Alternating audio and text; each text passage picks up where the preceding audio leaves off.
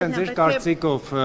կաթողիկոսի հնարավոր զավակ ունենալու հանգամանքն է ավելի շատ վնաս հասցրել հայոց պետականությանը, թե օրինակ քաղաքացիական պայմանագիրն իր իշխանությամբ։ Մենք ամեն ինչ անում ենք հայոց պետականությունը ամրացնելու եւ ես չեմ կարծում։ Իշխանության օրոք հանձնվեց Արցախը, ունեցանք պատերազմ,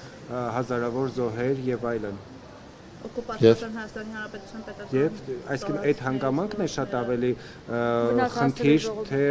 վեհապարի հնարավոր զավակ։ Եթե դուք այդտեղ հիմնավորեք, որ ձեր թվարկած process-ները չեն լինի, եթե քաղաքացիական պայմանագիրը չլիներ իշխանություն, դա այլ հարց է։ Եվ վարչապետը այդտեղ էլ մեկնաբանություն արել է, որ ոչ թե պատերազմն է եղել մեր ժամանակ, մեր իշխանության ժամանակ, այլ մենք ենք եղել պատերազմի ժամանակ իշխանություն։ Բառախաղ չի,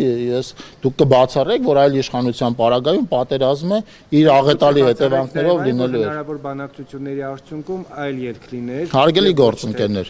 մենք Հայաստանում կառավարող մեծամասնություն ենք դարձել ժողովրդի քվեով։ Այս հարցերից հետո ես պիտի առաջարկեմ ձեզ ուրեմն առաջարկով հանդես գալ, այսինքն ինչ է առաջարկում, օրինակ առաջարկում որ քաղաքացիական պայմանագիրը չմասնակցեր ընտրություններին, չհաղթեր ընտրությունը, ժողովրդին ինչ է առաջարկում, առաջարկում է չընտրել քաղաքացիական պայմանագիրը։ Մենք իշխանություն, ոչ, մենք իմանանք վեհապարը զավակ ունի թե չունի։ Ինձ որպես հայ քրիստոնյա մարդ, ով հավատում է Աստծուն եւ հայ առաքելական եկեղեցու հետևորդ է, այդ հարցը հետաքրքիր է ոչ միայն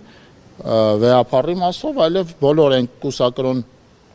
ուրեմն հոգևորականների, որոնք պիտի լինեին կուսակրոն, անկախ անուն ազգանից։ Այս հարցը բազմաթիվ անգամներ շրջանառվել է եւ հիմա կարծես թե ավելի ինտենսիվ է շրջանառվում նաեւ լրատվականների այսպես այդ նյութը անընդհատ պատասխանելու շնորհիվ։ Ես այդպիսի տեղեկություններ չունեմ։ Դուք հոգևորականներին եք թիրախավորում, բայց ըստ էության ես ոչ մեկի չեմ թիրախավորում։ Իշխանությունն էլ հոգևորականներին չի։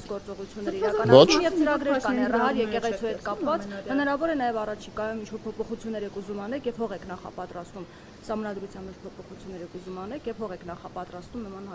հայտարարություններով։ Իշխանությունը եկեղեցուն չի թիրախավորում, իշխանությունը սրբազաններին չի թիրախավորում։ Հայ առաքելական եկեղեցում կան բազմաթիվ կուսակրոն, պարկեշտ սրբազաններ, կան բազմաթիվ քահանաներ, որոնք ի պաշտոնե կարող են լինել ոչ կուսակրոն,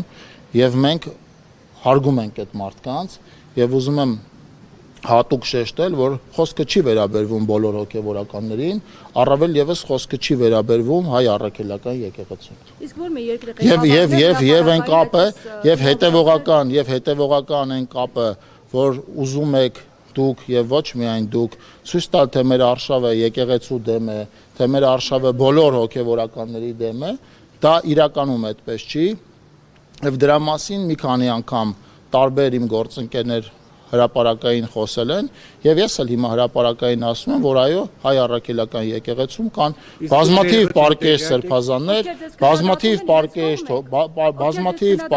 կողմ չեք, ովքեր չեն քննադատում, իրենց կողմ եք։ Հայ առաքելական եկեղեցու մեջ մենք տարանջատումներ չենք անում, ովքեր են մեր կողմ, ովքեր մեր կողմ չեն։ Հարցը շատ պարզ է, հարցը վերաբերում է եկեղեցու հիմնական կարգերից եւ պայմաններից մեկին եւ պիտի առաջարկեմ չխուսափել այդ պայմանից եւ այդ պայմանը անընդհատ չուղղորդել աշխարհիկ դաշտ։ Որովհետև այո, եթե խոսքը վերաբերվեր մի քաղաքական գործչի, խոսքը վերաբերվեր մի բիզնեսմենի, խոսքը վերաբերվեր արի կյանքով ապրող մի մարդու, այո, ձեր ասածը մտահոգիչ էր։ Բայց երբ որ խոսքը վերաբերվում է հոգևորականի, ով որ իր կարգավիճակի բերումով պիտի լինի կուսակրոն եւ այնտեղ հարց է հնչում հրապարակային, մենք ակնկալում ենք որպես հայ առաքելական եկեղեցու հետևորդներ նաեւ հրապարակային պատասխան։